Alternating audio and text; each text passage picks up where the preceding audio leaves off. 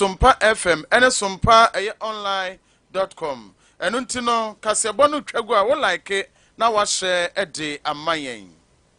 Awiei asomfo ayeme akue nyako abro no mamene ocha me kwasi nimo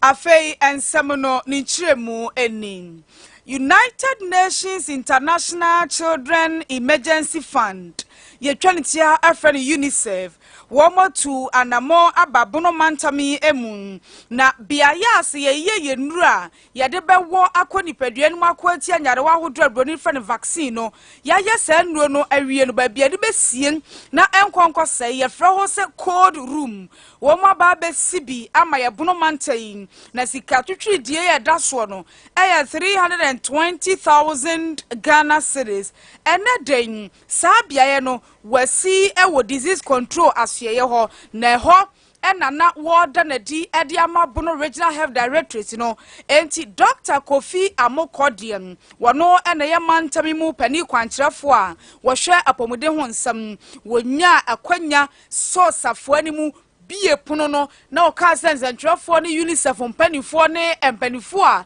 ehwe apomode ho nsam so nyina enwura mu no ene wo sen saa biaye we se no eye friji mumruntum bese emiensa ena ewom eno da nchen so a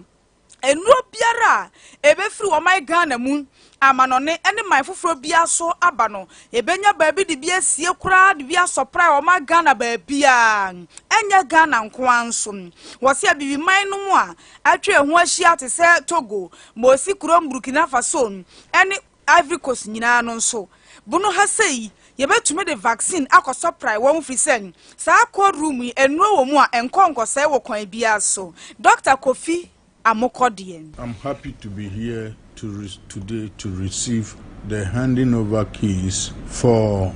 the walk-in cold room and freezer that was built with the help of UNICEF. As a matter of fact, UNICEF provided some amount for us to extend our cold room, our walk-in cold room.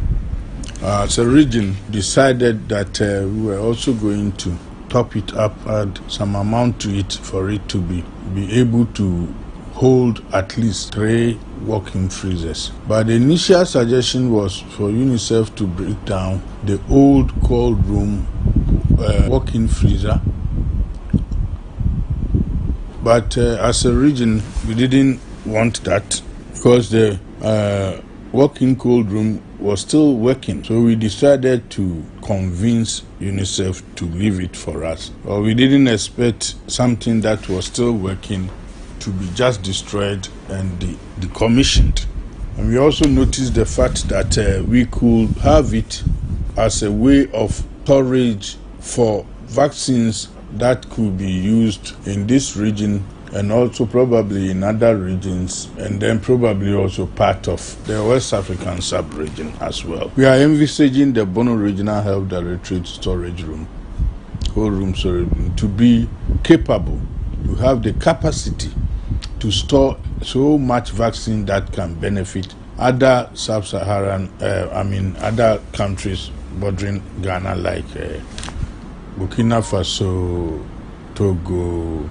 Ivory Coast, and then even further ahead, like even up to Mali, Senegal, and that's why we added some funds to extend our walk-in cold room. Sompa FM. And then the machines have the freezers, the fridge, and the freezer has arrived, and they have been installed. Onipokasa yei eye Dr. Kofi Amokodie bono manta pani kwankyerefo a wo hwe apomde ho nsem na busia udi achi ewo ye Facebook ne so a bo Sompa 98.9 FM na behwe sede edan no muso na de asusu se ye fridge no sa na ye beka no ewo mu a ya kyekye mu fefefe Yanto akasebo no so ne mfa nkwa bisim kam ho ewo Facebook o Sompa 98.9 FM eso Okwa Facebook wa abofra bi odi mfie baako ane fa ane de Elvis amponsambo ahin abofra a wato nananom ewon sedo ya otum se areho pa na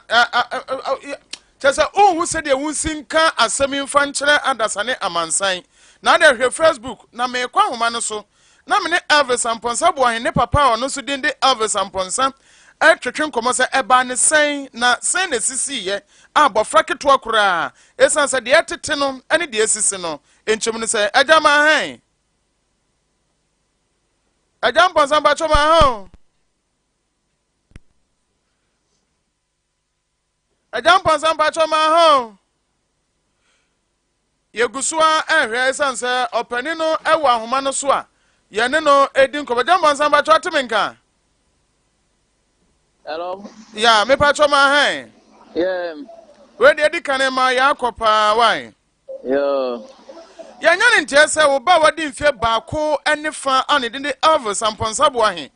Abofra to na nan won sedu ya na bi mususu sa abofra yi ka mo no kramanka no sabie wonyare na ho. Ne yehu de ye ya abofra da ka kwan ma emoje enwunu no enkyeremu ne sen. Sompa FM.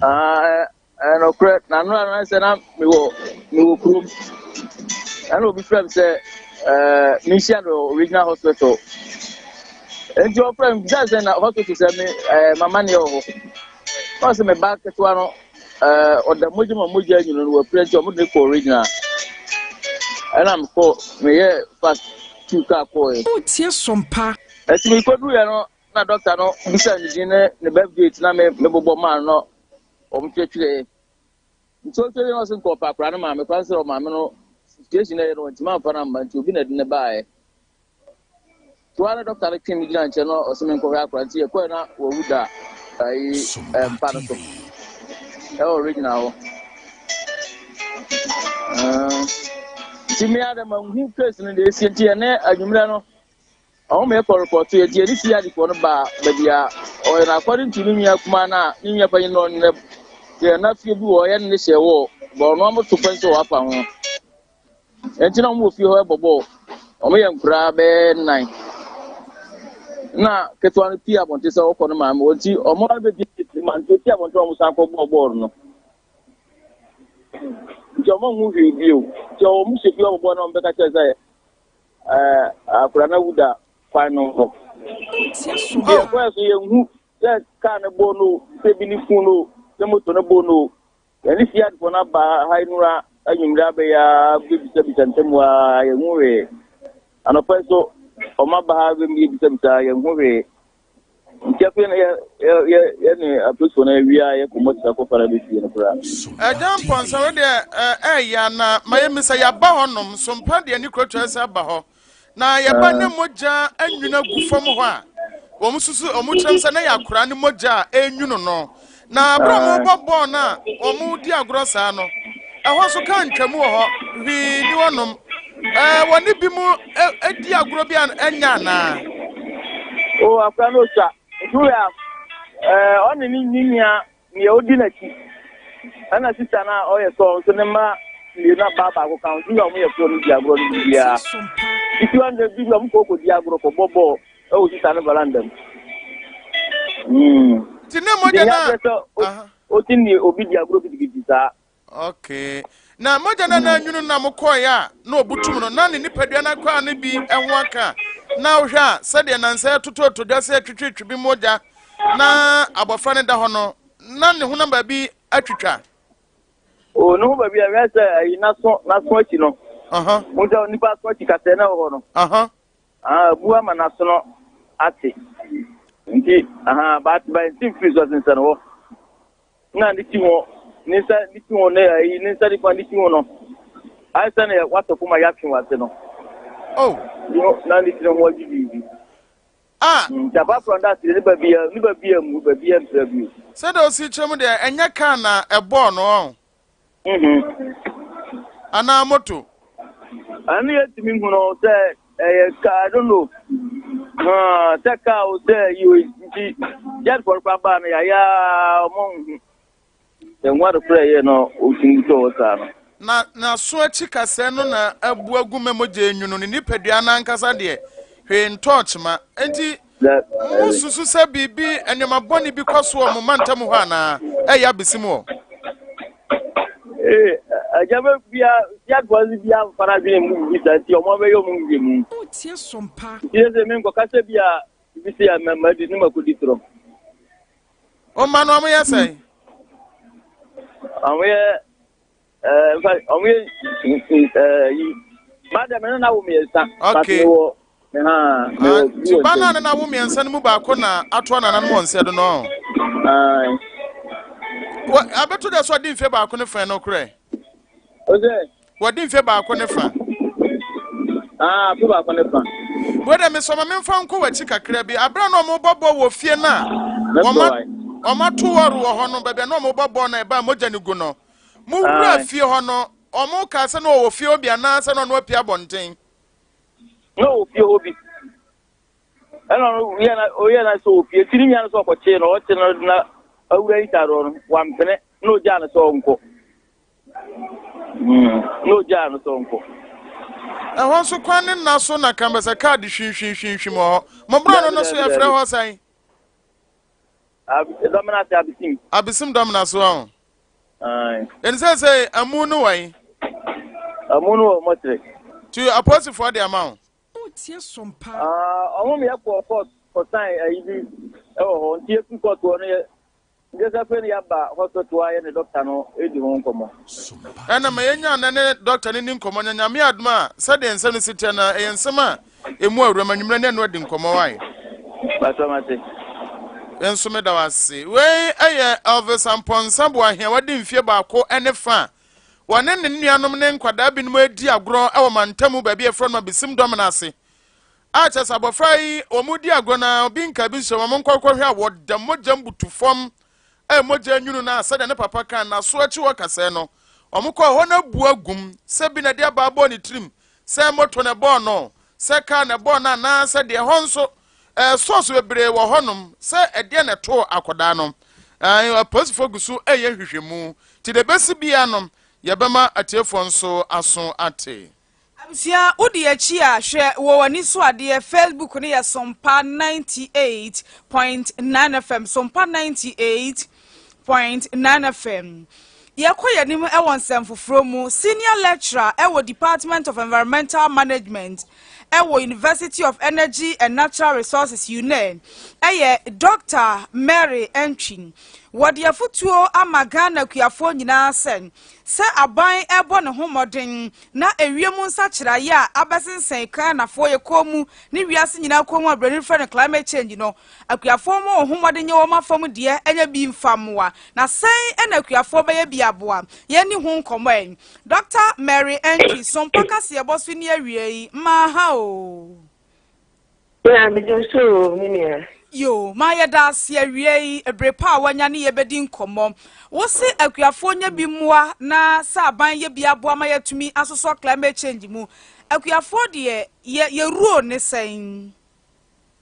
yo me da se ewie so isa kwenya itu afia wo tie phone da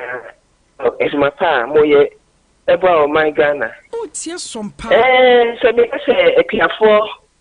ewo achafa any asudi ewo iwiemu sache ya ekosu ewo amanga na imu na me pa che be hu se sache ye kuafo na omunya impact no omu asudi no kese ewo so efise ye hu se ye manga na mu ha sei kuaya ye no yegina ensu a etoso na ensu a efise no ama ensachoye no kesi akopem se ensu no anto a pia enye yi ama se ensu so se ebra o se ensu no so eteno etetaye so adem esa so gina se eye enyoma se asese se efu so sie ni ebra ye se no bebre se forest ene ye bush sia yes ni na di efe no carbon dioxide dey ekojina ewiem na no so na ama ewiem hie na ya kese enti na kiafo bo abebo ne say abefo because a scientist abodie mu hwehweyefo ne abefo fidie aboya ma yenya seeds eniaba yedua ebi mu ye efe ne bi drought resistant and bi so ye early maturing I was a omu jesa in your bay tomb. Because say ye uhunu partner nsu tɔ ne ɛkɔ no ɛne sɛ kane no bi nsu tumi tɔ fɛnfɛn saa nansa na ɛkyɛi sɛ de bɛ nsu ne bɛnya mo ato ne bo ase ɛwura fam ama asase no emu efi emu ɛmɛyɛ ne emu aduru no bɛyɛ kɛse ne ehunu ne saa nti no sɛ ɔmo adopte saa early maturing seeds ɛne drought resistant seeds a ebetumi aboa ama daa yɛtumi ayɛ afuo a yɛ kɔnkyere yɛ bibi saa na me kyerɛ dog yɛhunu akuafoɔ yɛruo nso awie no so obi nso so nyɛ kuani a ɔno nso wɔ ruo wie obɛplay wɔ saa climate change ne mitigation mu anaa saa pɛpɛɛpɛ obi a climate awie mu nsatɔyɛ deɛ yɛ obi a sɛ deɛ ɛnyɛ sɛ akuafoɔ ne kɛse so sɛ deɛ ɔmo na nsusase no yɛ kɛseɛ paa yɛhu nanso so yɛ nyinaa obi a aba nsuyire asɛm a ne nyinaa ka ho bi na deɛ na di nsuyire ba sɛ bi sɛ yɛyɛ yɛn gutters anaa drains na sɛ yɛyɛ no ketewaa bi wabra ntumi nkora nsuo bebree a ɛtɔ yi a ɛno ɛde nsuyire ba ma kɔwurawura obiara fie ɛna afei nso so sɛ gutters yɛyɛ wie na yɛkasa yɛsa toto nneɛma bum sɛ ne contractors aba sɛ bi sɛ bi ne ntumi nhu sɛ de yɛba yɛyɛ gutters sɛ yɛne ne asase saa nneɛ na ɛsa de agu nti nsuo ne bɛtɔ no na gutter ne si hɔ na nsuo ne nam kwan na ɛwurawura nkurɔfoɔ fie ne ade yɛsɛ ahwie bɔɔla ne adeɛ nyinaa agu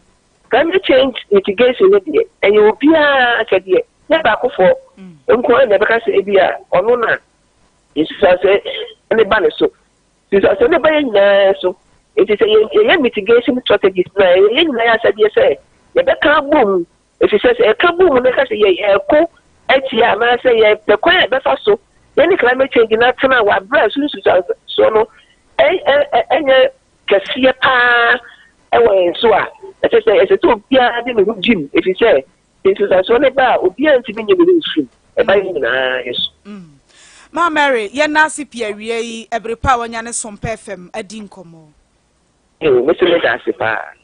Abisia Dr. Mary Entry, Senior Lecturer, Department of Environmental Management, Ewa University of Energy and Natural Resources. And na yenkawa Ewa University of Energy and Natural Resources Uneho. And na Professor Elvis Asarbediako, Vice Chancellor at the Master School. No penino edensem atuda anasa jumade bi ekoso. Acha se weni de tosumi nukra de friend no University Second Edition.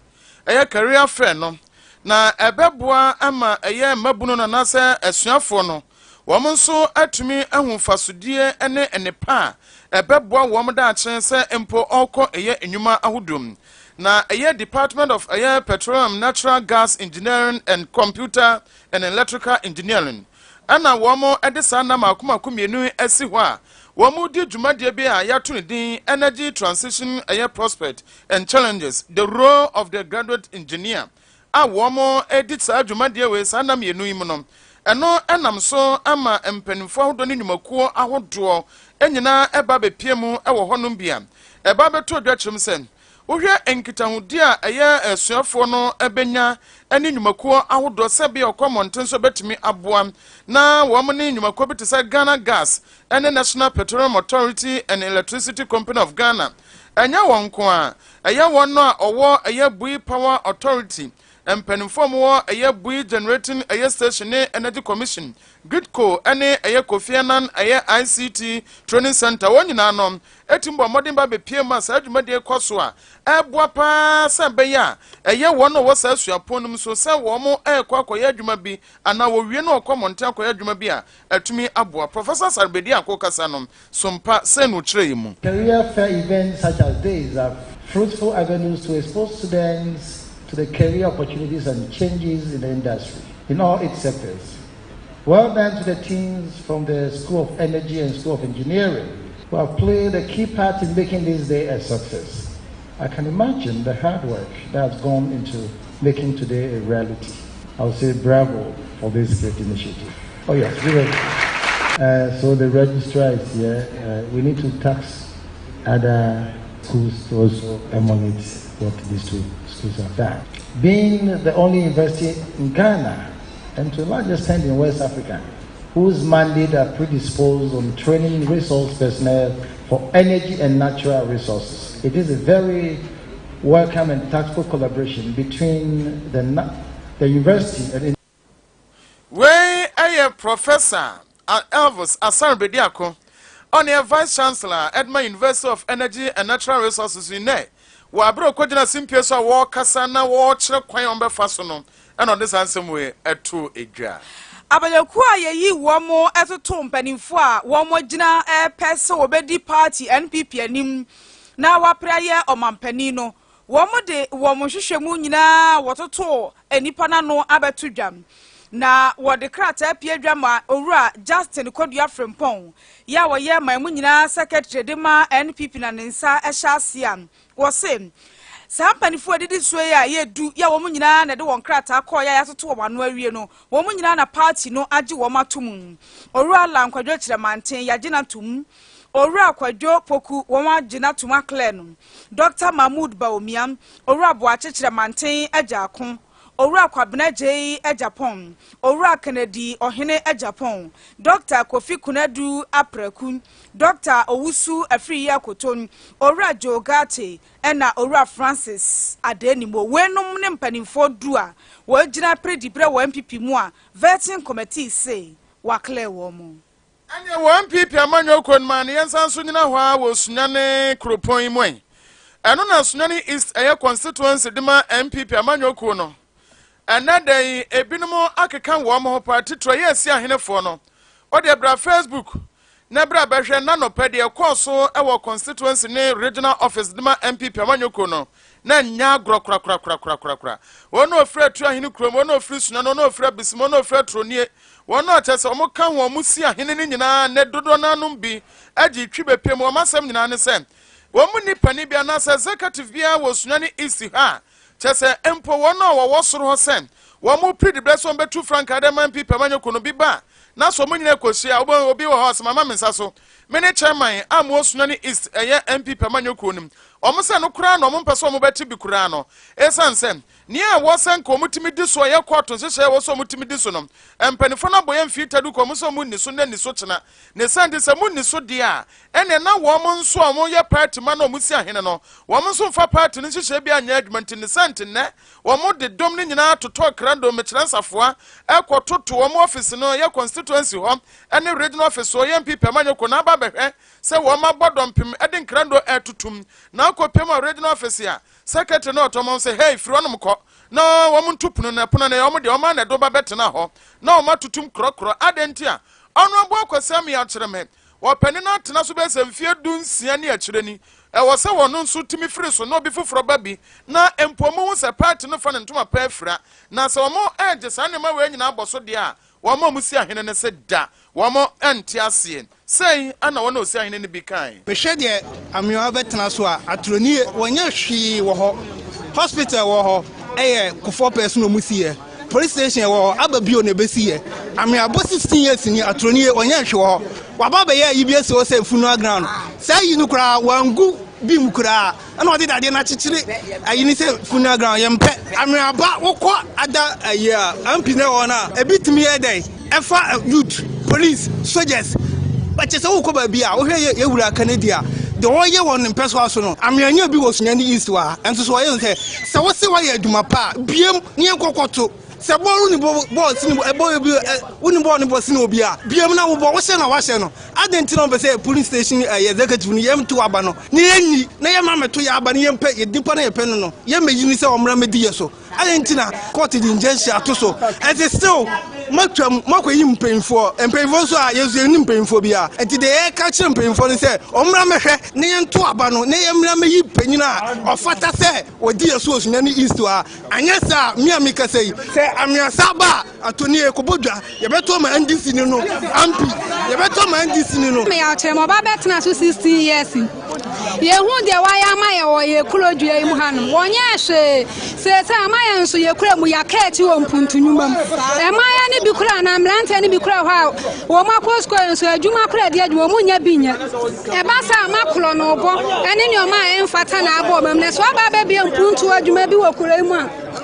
ene mlante ne mema e ma ya yinya adwuma bia ya ne obi sole no wo na adwuma obi ne obekwa akoye ne o ma ensa se efata enti na na me a kire me dia ya ka to ansa sole free 16 years ne watena so ache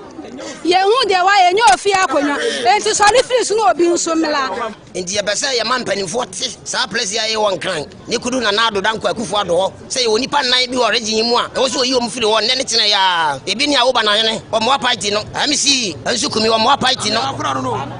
amene ye wa ye no ne party ne mo abura ni titru ene obi o se ye friend abronye no wono na ye west won na ekum party ni sunsum kura sa ni pan nan amabo o mu din o mu ye die enti na o mo konkon ho enya party ni ye die mu etu kan wo Facebook obe placards ahodo matretre so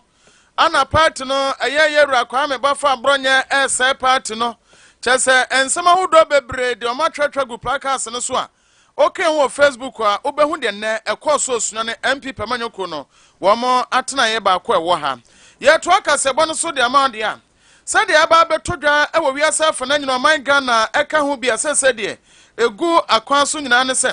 aya National Planning Committee aya NPC say de womo ewo mamu aya hihye pa na womatumi apaw aya HIV self testing no na ababe pe o man Ghana mu na dwuma de bekoso July bosomene ne de toso dunku no wo man Ghana mu ewo bia efranom aya omanye amba ho ewo aya Accra Metropolitan Assembly AMA na ne nyina ne say betumi aboa sa aya HIV self testing no chasa wan kasa no okoto adekro na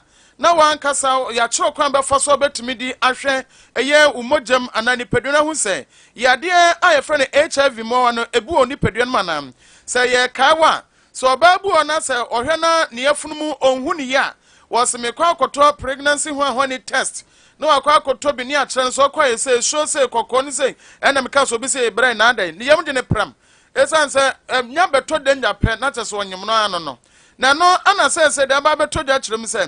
sa de ye omde aba beto ja HIV self testing no ya de betumi aboa papa na omne Ghana Health Service ana edisa eye kasubom na yerura NS amoabe noten enam soma sompa fma so te se ya de betumi aboa pa na nyina m no mo se esen no emfiem pimienu ene eye duasa de no mam no yetumi atuase a ne sa esan se de esima no homne so no Ghana fa na nyina 350,000 ana se no wo mo sa ya de mo no bi ye HIV no ebi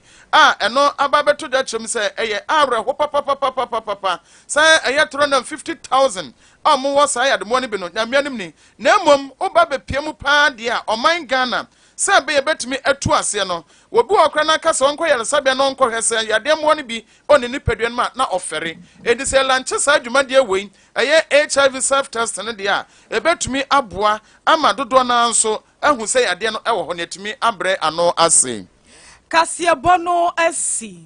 5G drink, miso fruit drink, aperitivo, and a soya cinnamon meda airby, some pata sherry games, air basso, ewo STU. Orako Jopra, a 74 penny DJ Kazopini Brown, at the Equa Bear for Quine so. Midi at the Equinia con, Abron Marie Mene. Ochame Kwasi Nimo. Yera Boaje, Boadia, Rima, ye BB, so hum, Crawford Pum Baba, fear bay ye tins. It is Sompa Drive and next level. Why you crowd say Wubenya will check for every 10 million at Chedian Umwana? Become Betway Scratch and Winner, a free 19 June.